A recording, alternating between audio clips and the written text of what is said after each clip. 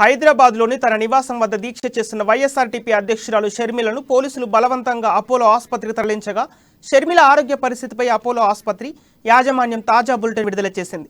గత అర్ధరాత్రి దాటిన తర్వాత 1 గంట సమయంలో షర్మిలను ఆసుపత్రికి తీసుకొచ్చారని, ఆ సమయంలో షర్మిల తక్కువ రక్తపోటు, నీరసం, తల తిరగడం, డీహైడ్రేషన్, ఆర్థోస్టాటిక్ హైపోటెన్షన్, తీవ్రస్థాయి oliguria, high anion gap metabolic acidosis, prerenal azotemia వంటి లక్షణాలతో బాధపడుతున్నారని వెల్లడించింది.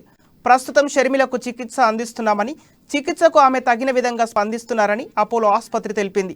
ఈ సాయంత్రం కానీ రేపు ఉదయం కానీ ఆమెను డిశ్చార్జ్ చేసే అవకాశాలున్నాయని వెల్లడించింది.